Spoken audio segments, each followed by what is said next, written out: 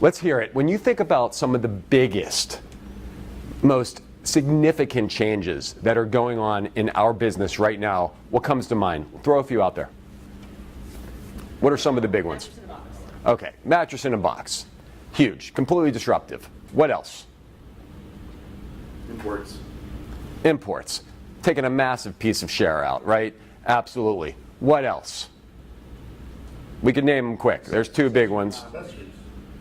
How so? The emphasis on it. And the retailers who are selling it with the mattresses instead of letting them go to the department store to buy their sheets and linens and protectors. And what's the consumer's expectation when they start getting a taste for that, right? What else is going on? E-commerce, consolidation, okay? How are we seeing that most profoundly right now? Okay, yeah. That's going to be something that, as we have our discussions this week, I know we're going to talk a lot about. When you think about all of these things, at the end of the day, the consumer has never had so many choices, right? Like Bill was saying, it's changing out there. The decision-making process has completely turned upside down. The access to information and analytics and reviews has opened up a level of transparency that this industry has never, ever seen before. And it's impacting the consumer, it's impacting the retailers, it's impacting the entire channel, right? It's just happening, and it feels like it's happening all at once. And you know, it's interesting when you see this level of reinvention of an industry. It's pretty wild, because do you remember the good old? And by the way, it's not just happening. Oh, the imports, the digital space. It's a marriage of everything happening at once. It's gone from discussions about omnichannel to now multi-channel. The way that we talk to our consumers, the experiences that you have when you've got Casper opening up 200 locations and realizing that there's value in providing a customer experience. When you see what Jordan's is doing and the incredible experience that they're providing consumers that walk in and it's like going to Disneyland.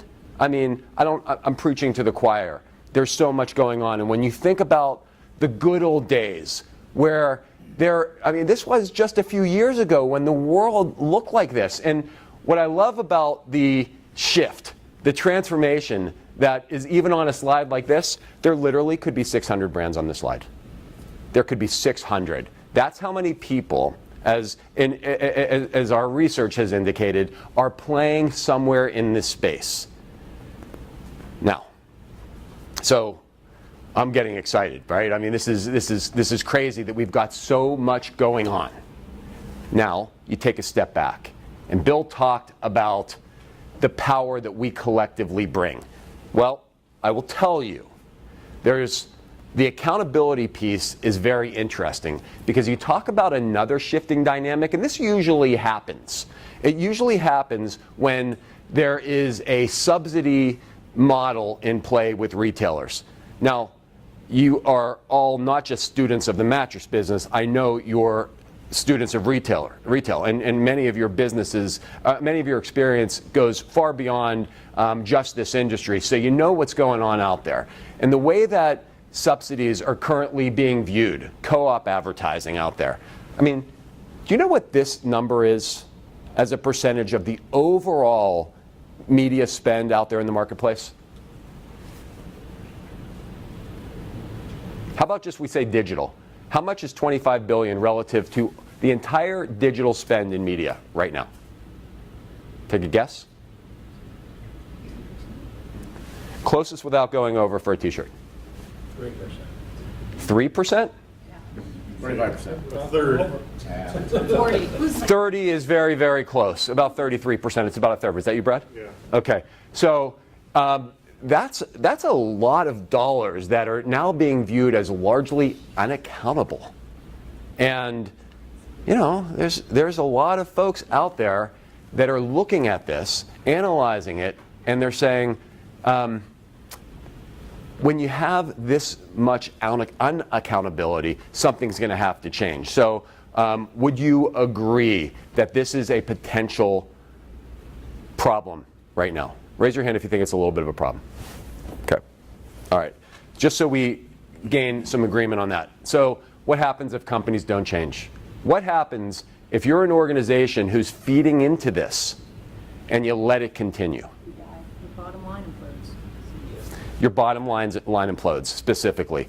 Tell us more. Well, you can't sustain growth and continue to be profitable if you're throwing dollars out and you're not getting a return. I mean, that's really just simply all it is. You continue to feed into an investment that you're not getting a return on. Why would you do that? I mean, if it was a stock, you would trade it, you would sell it, you wouldn't keep it. So it's really not any more difficult than that. How many companies can you name that have experienced this level of impact, did not change, and are either not here today or have radically shifted their business model? We're going to discuss those in the front. If you turn around and can give all your comments there, because for some folks it might be hard to hear. Oh, okay. Thanks, Sue. Yeah. Name some companies that have made the mistake of not changing amidst all this disruption, amidst all this misbalance that Kim just spoke about. Name some. Now, a little, no question, Oldsmobile, not on our list, but we could put them on there. Who else? Kodak. Kodak, right? Talk about missed opportunity. Who else? Blackberry. Again, they're still around, but they've had to shift their business model, and they're a fraction of where they were, and they were right on the cusp. There's no reason that Blackberry should not have been the market leader right now, given the share that they had. What's another one? Blockbuster. Beautiful. Blockbuster. Did they not see it coming, right? But again, these are all great examples. And again, you could fill up this slide with many more. But it's a bit sad when you think about the landscape and how fast it's changed because of the lack of vision from some of these companies amidst so much disruption. Just finished reading a great book. If you want to read about companies that are finding completely new ways of looking at the world amidst disruption, Blue Ocean Strategies is a great one. Has anybody in here read it? It'll open your mind in terms of how you look differently. So if you're looking for something to read on the plane ride home, I'd throw it out as a recommendation. You know, I was talking earlier this week as we were discussing companies like this. There's another company that someone pointed out should be on this list, and it was Heinz. And the interesting thing about Heinz is they're extraordinarily successful. Why can anybody guess why Heinz was suggested? Salsa. The salsa business. They put tomatoes in a jar for a living and have been since like 1850, and they missed the salsa revolution, right? They weren't thinking, I guess they weren't thinking of other ways of optimizing on what they're already doing. That's a great one. That's why don't you make a mental note for a t-shirt? That seems like it's worth some level of reward. Nice job on that one. So here's the deal, and I'm not pointing this out to bum us all out this morning. We already know that units are in decline. Dealer expenses remain unchanged. We all raised our hands and agreed that the current environment of how we're engaging with our customers is not driving the accountability given all of this change. We're all still in agreement, right? So let me ask a question. Who in this room speaks or reads Mandarin? Nobody? Then I guess I'll have to explain what's on this slide. So this means, depending on the context of how you look at it, great risk or great opportunity. And we all sit here in this room with incredible change going on in our environments, and depending on the mindset that we have for that change, we could look at it as a risk. We could also look at it as a major opportunity. And over the next couple of days, we're really going to dive deep into that because, like Bill said when he kicked this off, that's what the power of X is all about also. It's a complete mindset, it's a mindset shift. And it happens when a team comes together, and we've got incredible experience in this room. We've got very smart people. And how do we know that? We've talked to many of you. Getting ready for the session. This is an organization that brings incredible experience to the table. And when we put our heads together and figure this out, there's no question There's no question that we can win. And I won't share more than Bill did, because I don't think I could have done as good of a job of explaining how these three elements work together to get us downstream to where we need to go. There's no way any of us could do this alone. And when I think about the support that you're going to have from the leadership team, from the broader organization, and that means much more than just the sales organization, there's going to be a lot of resources put against the opportunities because they're so big and they're so important. So, when I think about all of that, it seems obvious when you think about being smart, when you think about working together and driving an environment of accountability that is really needed given the urgency of what's going on in the marketplace.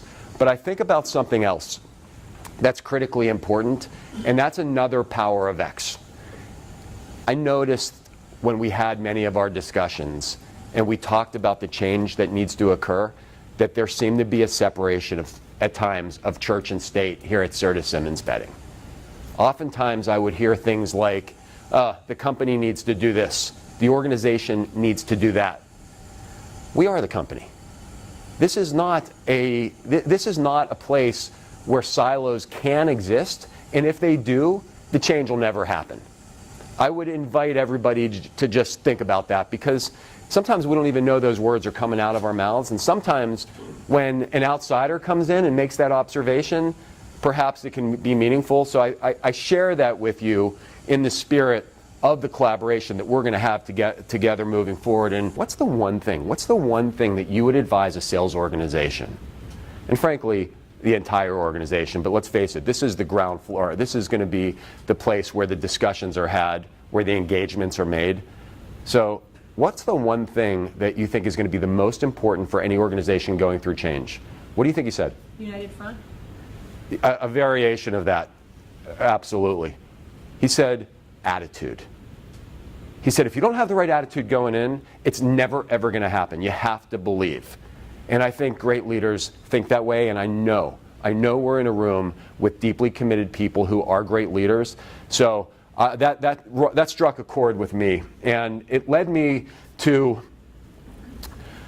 think about things maybe even a little bit different, because this organization, I mean, getting immersed in this company has been a bit of a privilege, because sometimes when you get to work with brands that have this kind of a legacy, especially when you're coming in from the outside, it can almost be overwhelming. And I read a poem, probably didn't think I'd get up here and recite some poetry this morning, but this poem, when we were starting to talk about Serta Simmons, I read this and I wrote it down. It said, "In bed we laugh, in bed we cry, and born in bed we die." The connection that we have to the consumer as an organization is astounding.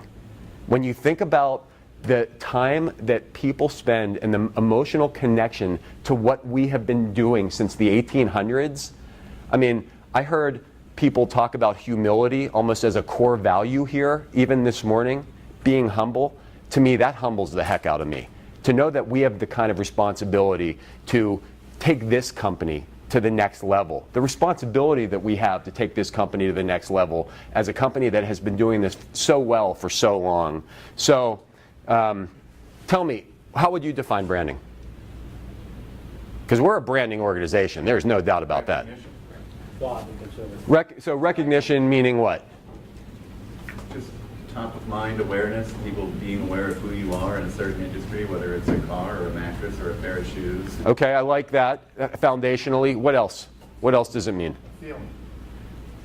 Feeling. A feeling that you get, right? What the brand stands for. And I'm sorry, that's Scott. When I first started working in this business, I read this definition and it stuck with me all of these years. It's a collection of memories that create a set of expectations about a product, a service, or a company. Now, we'll talk in a moment about how those expectations are set, but I'm sure everybody in here has deep marketing experience. You know what the SPR principle is, because that's an easy way to remember this definition. You know SPR? You don't know it, Eric? Okay, this is a technical definition. You have to, I guess, be very experienced with marketing to know this. It's shit people remember. Okay, that's really what it is. And when you think about brands and just how many there are, no matter what you're doing. I came to Atlanta yesterday and I had allergies. I don't know why. I thought allergy season was over. But so I went to the local Walgreens and I was met with, I don't know, 20 choices, right? What do we buy that we're not met with this? And it's no different.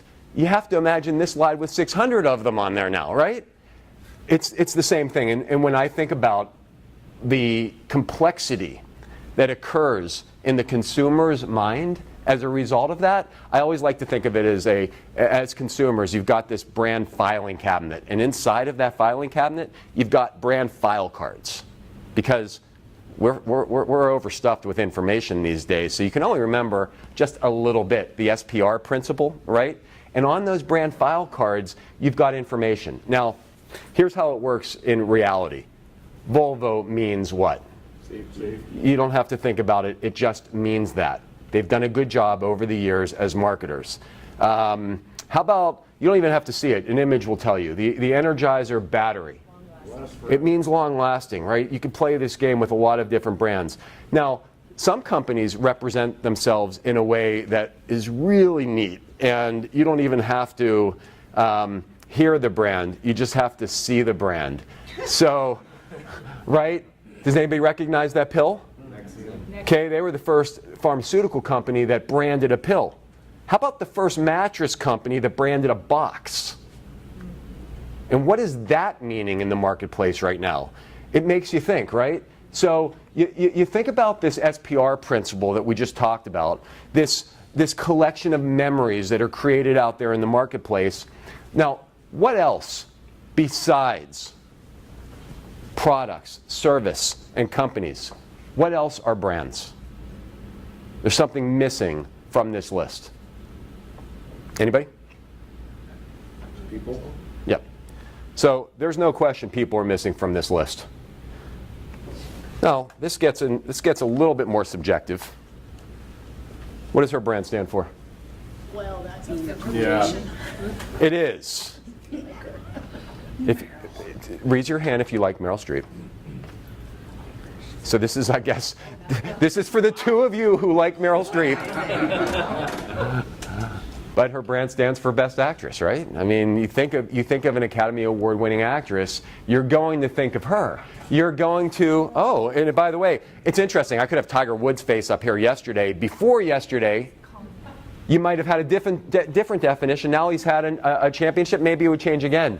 Here's another guy, Colin Kaepernick. What is his brand? What does his brand stand for? Well, that's up for interpretation. Well, it used to be quarterback. And now it's different.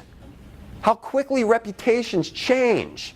And I shared with you on the countdown over the last few days these two words right here. And to me, these two words are the most important two words when I think about mindset shift. And I'm going to tell you a little story about how I went through a major mindset shift last year. So that's Kyla Picorni. She had cancer 3 times over 7 years since she was 13 years old, and she had 17 rounds of chemotherapy over the course of that amount of time. Now, raise your hand if you have someone that you love or somebody that you know in your family that has had cancer. Okay.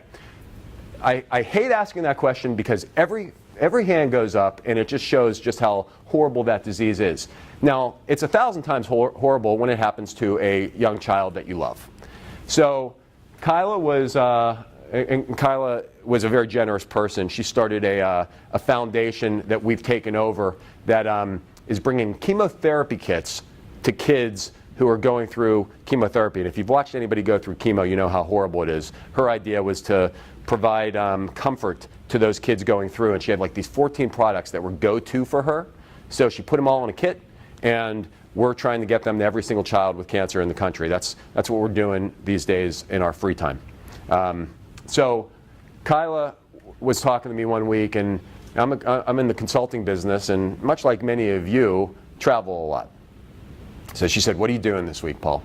I said, well, I have to go to Charlotte, then I have to go to Denver, then I have to go to New York for like a 2-hour meeting, and then I have to come home and take my son to soccer practice. So that's what I'm doing over the next 5 days. Can anybody relate to that?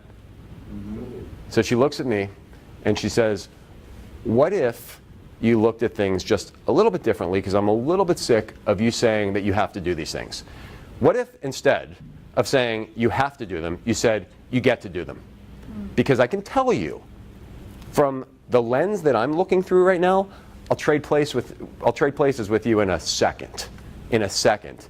And at that moment, I completely shifted my mindset. It was an attitude change for me that has had really long-lasting impact. And when you think about the challenges that we have in front of us, and we look at it through a different lens, that we have the opportunity to do this, we get to do this, it's a little bit different. We get to represent this brand. And I want each of you to think about your own file cards. Because when I talk about people as brands, I'm talking about each one of us. Because we represent Serta Simmons Bedding to our most important customers. We represent Serta Simmons Bedding to the entire marketplace.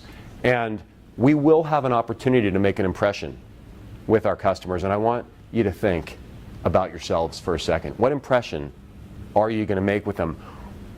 How are we going to shape this new story? Each one of us will have the opportunity to do that. And how ready will we be to be there? Because our brand file card, frankly, could say a lot of things. A lot of those things are really, really good. Some of them may not be as good as we want them to be. And this is probably the absolute worst place for a brand file card to be. Not having much of a meaning at all, because our competition is out there making their brand file cards mean something. So, this week is all about that. It's all about this brand, the multiple impact that we can have, the shift in our mindset and getting ready. So welcome all to the session. We're very excited that you're here.